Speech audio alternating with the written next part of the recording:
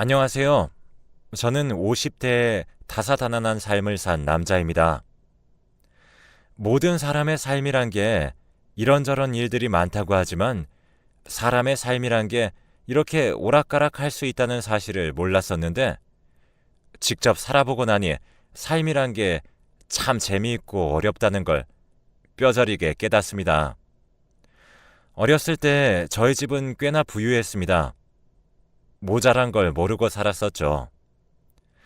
아버지가 사업을 하고 계셨는데 그게 잘 되어서 집주인들이 다니는 문과 사용인들이 다니는 문으로 나뉠 정도로 누가 봐도 으리으리한 집에서 살고 있었고 집을 보면 제가 다 으쓱했습니다. 그래서 친구들도 자주 데리고 오고 우리 집에 놀러 온 친구들이 제 집을 보고 놀라서 입을 다물지 못하는 모습을 보면서 기분이 좋았죠. 집엔 식모라고 집에서 살면서 집안일을 해주는 아주머니가 있었는데 어머니의 말에 따르면 남편과 사별하고 오갈 데 없는 모녀를 어머니가 데리고 와서 사는 거였죠. 어머니의 도움을 받아서 그런지 아주머니는 어린 제게도 깍듯이 대했고 어른이 저에게 굽히는 모습에 저도 모르게 제가 대단한 뭐라도 된 줄 알았었죠. 아주머니를 대할 때 아줌마 이것 좀 해 라고 막말하기도 했지만 아주머니는 군말 하나 없이 그 일을 했었고 그게 더 저를 오만하게 만들었죠. 아주머니에게 꼬박꼬박 존댓말로 이야기하는 부모님이 이해가 되지 않았지만 저는 뒤에서 쭉 반말로 일을 시키곤 했습니다. 어느 날 제가 계속 반말을 했다는 사실을 들켜서 혼난 적이 있었죠. 저보다 아랫사람에게 반말한 것 가지고 왜 제가 혼나야 하는 것인지 이해할 수 없었습니다. 저는 아버지에게 물씬 두드려 맞고 그대로 집을 나와 밖을 뛰어가다 아주머니의 딸과 마주쳤습니다. 아주머니 딸은 저보다 1살 어렸는데 누가 봐도 예쁜 외모를 가지고 있었어요. 저희 집에 놀러 왔다가 그 아이를 본 친구들은 한번 소개시켜 줄 수 없냐고 했었죠. 본인 엄마 때문에 이렇게 맞은 것도 모른 채 오는 그 아이를 보니 괜히 화가 났습니다. 지금 입고 있는 옷도 다 저희 부모님이 사준 옷이었기에 다른 아이들보다 꽤나 괜찮은 옷을 입고 있었기 때문이죠.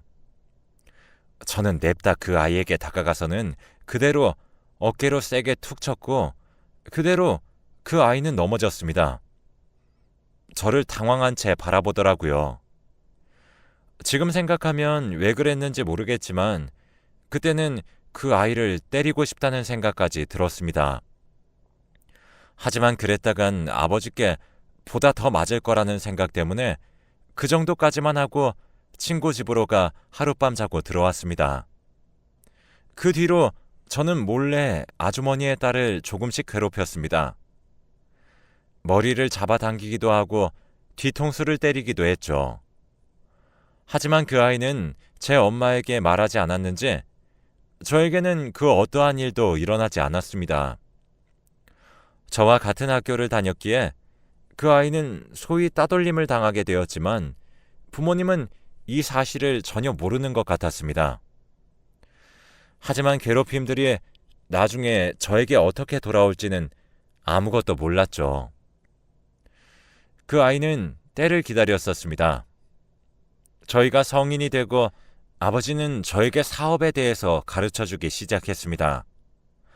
그런데 매우 당황스럽게도 아줌마의 딸도 같이 교육을 받기 시작한 것이었습니다. 아버지에게 대체 이게 무슨 상황이냐고 물어봤지만 아버지는 아무런 대답도 해주지 않고 계셨습니다. 결국 어머니께 여쭤봤지만 어머니도 이유를 모르겠다고 했죠. 어머니도 아버지에게 몇 번이고 물어봤다고 했습니다. 데리고 와서 먹여 살리는 것 정도는 좋다. 대체 왜 교육까지 같이 시키는 것이냐고? 아버지는 그 질문에 대해서 똑똑한 아이다. 그래서 제 부하로 같이 일하면 좋을 것 같아서 가르친다고 대답했다고 합니다. 다른 이유가 있다는 감이 있지만 워낙 완고한 아버지 때문에 참고 있었죠. 그런데 그게 알고 보니 아버지와 아주머니 딸이 눈이 맞아 있었던 것이 아니겠어요. 어머니는 그 사실을 알고 아버지와 고래고래 소리를 지르며 싸우셨습니다. 아들보다 어린 아이랑 눈이 맞아 붙으면 좋냐면서 싸우시는데 그 소리를 들은 아주머니는 깜짝 놀라서는 딸을 잡고 통곡을 하셨죠. 왜 은혜를 원수로 갚냐면서 때리시더라고요. 그야말로 집안이 발칵 뒤집혀졌습니다. 알게 된 이유도 어머니가 우연히 아버지의 사무실로 갔다가 아버지에게 그 아이가 기대어 앉아있는 모습을 딱 보게 되었다고 했습니다. 대체 왜 그랬냐고 묻는 제 어머니에게 그 딸이 말했습니다. 제가 그 아이를 몰래 괴롭히는 것도 모자라 자기 엄마가 당하는 것만 보고 자라서 그렇다더군요. 제 모든 것을 뺏으려고 했는데 성인이 되어 후계자 교육을 받는 걸 보니까 이렇게 되었다가는 영영 뺏을 수 없겠다 싶어서 아버지에게 찾아가 우선은 자신이 꽤 쓸모가 있다는 것을 보여줬고 아들의 밑에서 보좌하면서 열심히 일하고 싶다고 했답니다. 그리고는 교육을 받으면서 조금씩 접근해서 3년이 지난 지금에야 연인 사이가 되었답니다. 어이가 없고 허탈했습니다. 제가 그저 심심풀이 화풀이로 했던 일들이 그렇게 돌아올 줄이야. 어머니는 제 딸버린 여자와 눈이 맞은 아버지를 용서할 수 없다고 했고 위자료를 듬뿍 받아서 이혼을 하게 되었습니다. 나중에 보니 그 회사의 사장은 그 딸이 되어 있더라고요. 저는 그렇게 한 회사의 후계자에서 평범한 남성이 되었습니다. 어머니와 둘이 살게 된 저는 낮엔 백반집이고 저녁에는 고기도 파는 식당을 함께 했습니다. 어머니의 음식 솜씨는 좋았지만 이렇게 수많은 양을 하신 적도 없고 오랜 시간 일을 해보신 적도 없었기 때문에 매우 힘들어 하셨습니다. 저도 일이라곤 해본 적이 없었기에 음식에 쓸 재료를 거래할 곳을 알아보는 것도 거절만 당하곤 했죠. 식당엔 손님이 잘 오지 않아 어머니와 저는 시장에서 더 이상 팔 수 없어 버린 채소들을 다 긁어왔고 그것으로 반찬을 해먹으며 버티고 또 시장 일을 도우면서 거래를 텄습니다. 몸이 붓고 배고픔 때문에 힘이 들어 그만두고 싶었지만 먹고 살아야 했기에 버티고 버텼고 일에 점점 익숙해질 무렵 저희 집은 입소문을 탔습니다.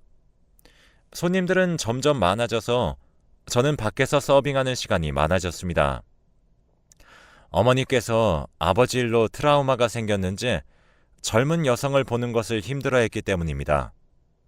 길 가다 조금이라도 그 아주머니 딸과 닮은 여성을 보면 화를 주체를 못하시는 어머니 때문에 저희는 이른 새벽 식당 문을 열어야 했고 늦은 시간 문을 닫았습니다. 제가 아무 생각 없이 한 일이 이렇게까지 된다는 사실에 후회 막심했지만 그래도 먹고 사는 일이 너무 급했기 때문에 그 일은 점점 가슴속에서 잊혀지게 되었습니다. 어머니도 한 해, 두 해 시간이 흐르니 점점 정상적인 생활을 할 수 있게 되었고 저는 안정적이 되어가는 생활 속에 제 과거를 속죄하고자 봉사를 시작했습니다. 어머니께 허락을 받고 주 1회 주먹밥을 만들어 거지들에게 음식을 나누어 주는 것이었습니다. 원래는 식당에서 주 1회 밥을 줬지만 손님들이 거지들이 있던 곳엔 오기 싫다면서 언성을 높였기에 어쩔 수 없이 주먹밥 속 안에 반찬들을 넣어서 만들고 두덩이와 물 한 병씩 거지들 200명까지 나누어 주기 시작했습니다. 남을 도우면서 살다 보니 조금씩 제 마음도 더 평안을 찾고 있었어요. 어느 날 봉사활동 날 줄 뒤쪽에서 소란이 있어서 어머니께 배급을 부탁드리고 정리하기 위해서 그쪽으로 향했죠. 저희에게 오는 분들은 자주 오신 분들이 많아서 최대한 저희에게 피해를 주지 않으려고 줄도 딱 맞춰서 보행에 거슬리지 않게 해주기 때문에 이렇게 소란이 날 일이 무엇인지 궁금했습니다. 그렇게 소란이 일어난 곳으로 향한 순간 저는 머리를 야구방망이로 후려맞은 것만 같았습니다. 그곳에는 저희 아버지가 거지꼴을 하고 그곳에 줄 서 있던 다른 거지와 고래고래 언성을 높여 싸우고 있었습니다. 늘 꼿꼿하고 커다랗던 과거 모습과는 달리 아버지는 초라했고 말라 있었고 과묵했던 모습은 온데간데 사라지고 없었습니다. 저는 싸움을 말리고 아버지를 모시고 식당으로 들어왔습니다. 그곳에서 밥을 차려주고 나중에 이야기를 하자고 했고 밖으로 나가 어머니와 함께 배식을 다시 시작했습니다. 어머니는 아버지의 모습을 보아서 그런지 표정이 좋지 않았지만 오랜 시간이 지나서인지 이전처럼 갑자기 흥분해 화를 내거나 하진 않았죠. 끝까지 배식을 했고 끝난 후 저희는 아버지를 만나 이야기를 들어보았습니다. 아버지가 이렇게까지 된 건 갑자기 IMF가 터져 회사가 망했기 때문이라고 했습니다. 그럼 그 여자들은 어디 갔냐는 물음에 자기가 쫄딱 망하니 뒤도 안 돌아보고 남은 재산 싹 다 가져다가 튀었다고 하더라고요. 아버지 몰래 뒤로 회사 자금을 몰래 빼내고 있었더랍니다. 자기는 이제 갈 곳이 없었는데 무료로 밥을 준다는 소리를 듣고 와보니 저와 어머니가 있었다고 하더라고요. 인사를 하러 앞으로 가다가 새치기 하지 말라며 붙잡는 거지와 실랑이를 벌이게 된 거라고 하는 아버지의 모습이 참 작고 초라했습니다. 그러면서 이렇게 된 것도 인연인데 다시 한번 같이 살면 안 되겠냐고 말하는 아버지를 보며 거절했습니다. 20대의 젊은 여자와 바람난 아버지의 일 때문에 어머니가 얼마나 고생했는지 아시냐면서 이제야 정상처럼 살게 되었다고 그동안 연락 한번 하지 않더니 다 죽을 것 같을 때 우연히 만나서 한다는 말이 같이 살자고 하는 게 말이 되냐고 염치가 없냐고 물었죠. 그랬더니 아버지는 옛날처럼 제게 화를 내려고 하다가 그대로 몸에 힘을 쭉 빼고 웃었습니다. 자기가 갈 곳이 어디 있겠냐며 그래도 이젠 저희 모자 앞에서 얼굴은 안 보여주겠다고 하며 그대로 식당을 나서시더라고요. 어머니도 저도 아버지 배웅은 하지 않았습니다. 마주치니 조금 괴로웠지만 이제서야 과거를 완전히 끝내버린 기분이 들었습니다. 어머니도 저와 같은 기분을 느꼈는지 한결 마음이 편안해진 모습이었죠. 그런데 며칠 후 저희 식당으로 전화가 한 통 걸려왔습니다.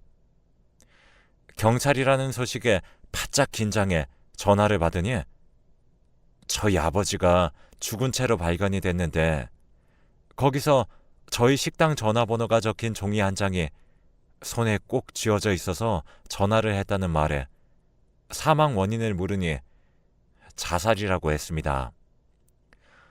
가는 길까지도 저희에게 이렇게 상처를 주는 게 참 잔인하게 느껴졌어요.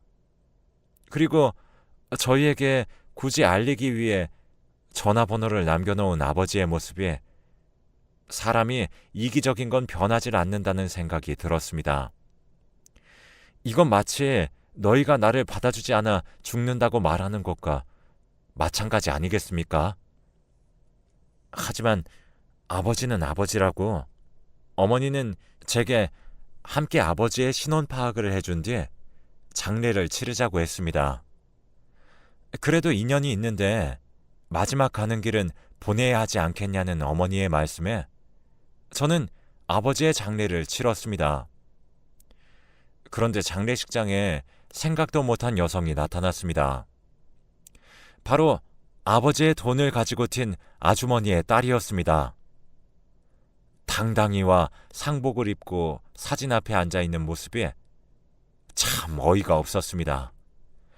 그래서 저는 그 여자에게 말했죠. 여기가 어디라고 오냐? 아버지를 빼앗아 갈 때는 언제고 아버지가 아무것도 아니게 되자 이번엔 아버지의 돈도 다 빼앗아서 가놓고는 또 뭐가 아쉬워서 이곳에서 앉아있냐고 하자 웃으면서 자기가 법적으론 아내로 되어 있기 때문에 경찰에서 본인에게 연락이 왔다고 합니다. 그러면서 자신도 사업을 하나 하려고 하는데 흠이 있으면 안 된다고 하더라고요. 그러면서 소식을 들은 과거 아버지와 함께 사업했던 다른 회사 사장님들을 하나하나 맞이하며 자신이 또 다른 회사를 차리겠노라 그때는 잘 부탁한다면서 인사를 하는 것이 아니겠습니까? 그 모습이 어이가 없고 화가 나서 제가 벌떡 일어나 그 여자에게로 향하자 오히려 그 여자는 인사를 마치고 저에게 다가왔습니다. 그러면서 상주를 위한 방으로 저를 데리고 들어가더라고요. 이게 대체 무슨 경우냐고, 아버지 뒤통수 칠 땐 언제고 아버지의 것들을 다 빼앗아 가려냐는 제 질문에 그 여자는 웃으면서 품 안에서 흰 봉투 하나를 꺼내서 저에게 주더라고요. 두툼한 양에 제가 이게 뭐냐고 물으니 돈이라면서 웃더군요.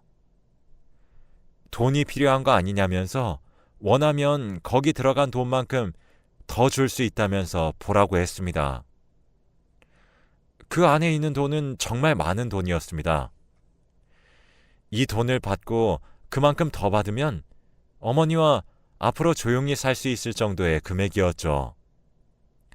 돈을 보고 굳은 저를 보면서 여자가 말했습니다. 돈을 더 받고 싶으면 장례식장에서 그냥 조용히 있다가 조용히 끝내라고요. 저희 집이 어느 정도 둘이서 먹고 살만하긴 했지만 저도 이제 결혼할 나이라 결혼을 하려면 돈이 필요했어요. 나중에 아내에다가 아이까지 키우려면 지금보다는 더 돈이 필요했습니다. 그 생각까지 들자 차마 더는 말할 수 없더라고요. 제가 반항하지 않을 거라는 걸 안 그 여자는 웃으면서 밖으로 나갔습니다. 그리고는 아까처럼 사장님들이 있는 곳에 가서 앉아선 웃음을 팔면서 미래 사업에 대해 말하더라고요. 눈물이 났습니다. 그나마 다행인 것은 제가 펑펑 울어도 아버지의 죽음 때문에 힘들어하는 아들로 그렇게 보일 것이라는 것이죠. 아버지 앞에서 왜 마지막에 저희를 만나게 됐는지, 그래서 이런 꼴을 보게 하는 것인지 원망하면서 펑펑 눈물을 흘렸죠. 장례가 끝나고 집으로 가는 길, 그 여자는 제게 약속대로 두툼한 봉투 하나를 더 건넸습니다. 전 그 봉투를 그대로 가지고 은행에 가 입금하면서 또 눈물이 났죠. 어머니에게는 이 일을 말하지 않았기에 어머니 몰래 돈을 입금하고는 아무렇지 않은 척 가게에 나갔습니다. 어머니는 마지막까지 고생했다면서 저에게 인사했고 저는 인생은 참 씁쓸하다면서 이제는 굳은 살이 잔뜩 배어있는 어머니의 양손을 꼭 잡아주었습니다. 그러자 어머니는 제게 말씀하셨습니다. 이제 다 끝냈으니 좋은 여자를 만나서 결혼하라고요. 본인 병 때문에 젊은 여자를 못 만나고 있었던 걸 다 안다면서 이제는 엄마 걱정하지 말고 원하는 걸 하면서 살으라고 하셨습니다. 저도 사실 연애를 하고 싶었지만 아버지의 모습을 보니 누군가를 믿는다는 것 자체가 조금 어려운 상태였습니다.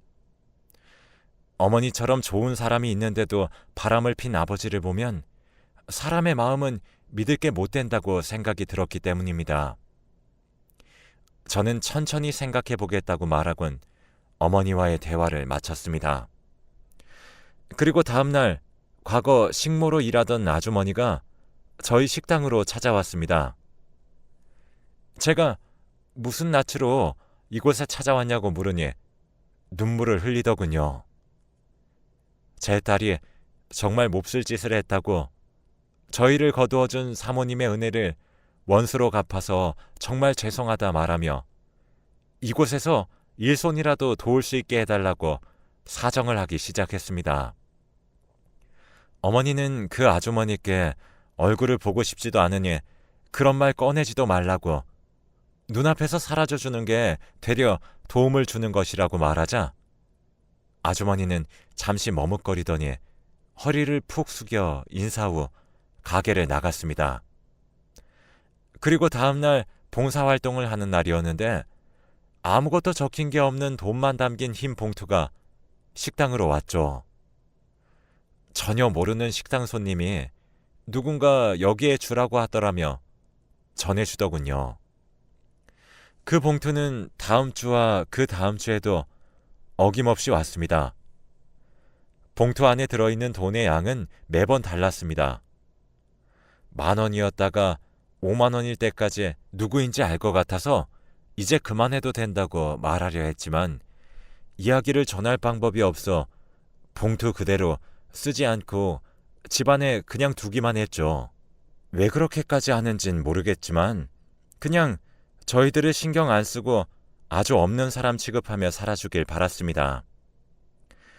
그 사람들과는 어떤 거라도 인연 자체를 조금이라도 남겨두고 싶지 않았기 때문이죠. 그렇게 한 3년이 지나자 저희 집은 마음씨 착한 맛집으로 소문이 나서 눈코 뜰 새 없이 바빴고 더 크게 가게를 낼 정도가 되었습니다. 저도 곧 결혼할 여자도 생겼죠. 식당에 자주 오는 손님이었는데 꽃집을 하며 어머니와 단둘이 사는 여성으로 지금의 제 아내입니다. 아내 어머니가 저희 식당에 단골 손님으로 오다 저희 어머니와 친해졌고 이야기를 하다가 선자리까지 가게 된 거죠.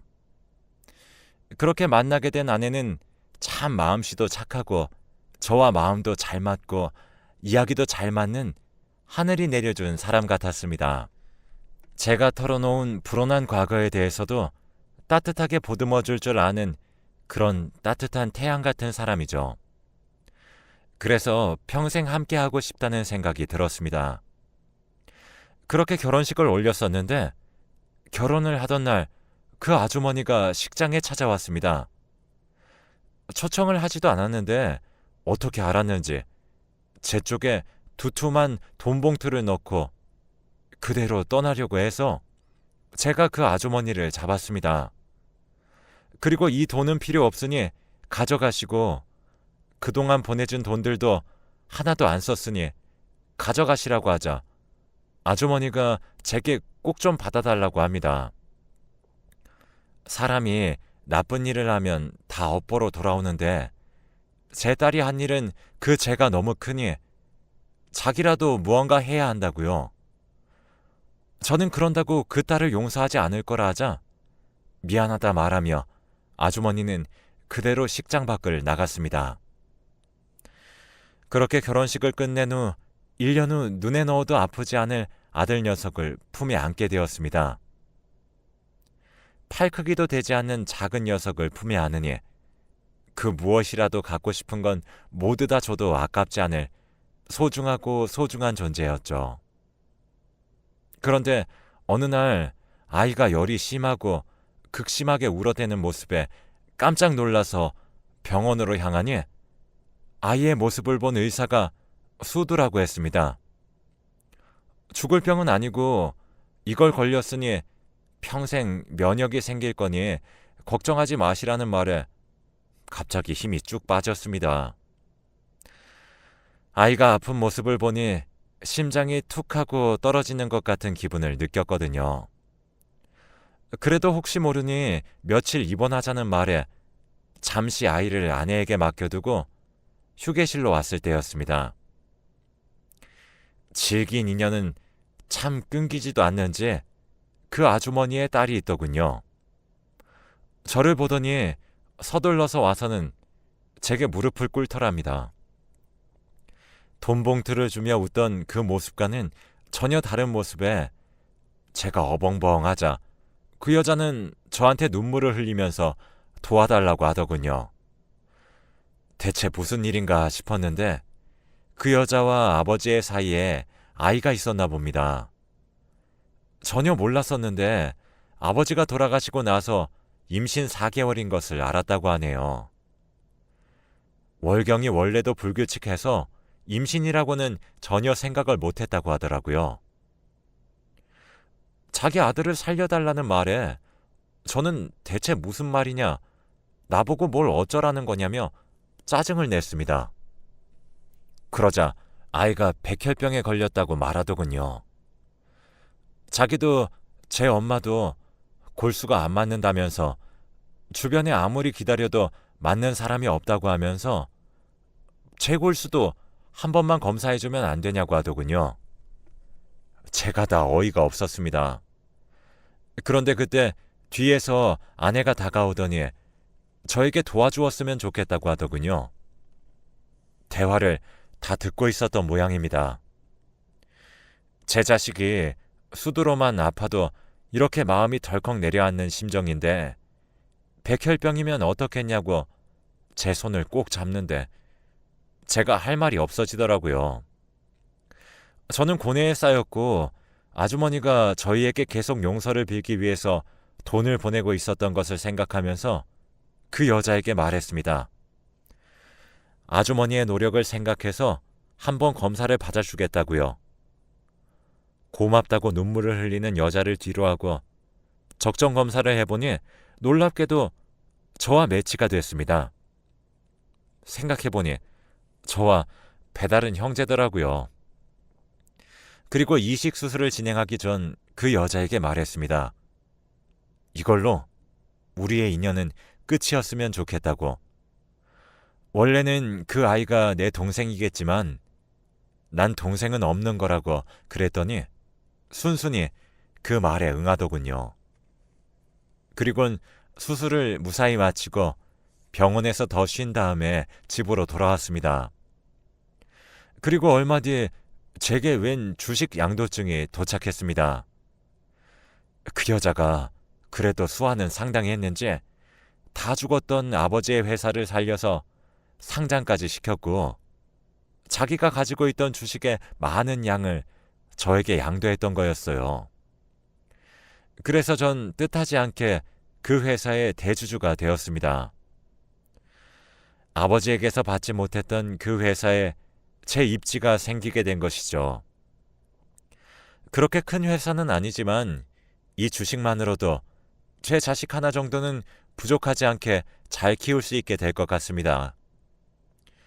물론 그 여자를 보고 싶지 않아 그 회사에 어떤 요구도 하고 있진 않지만요.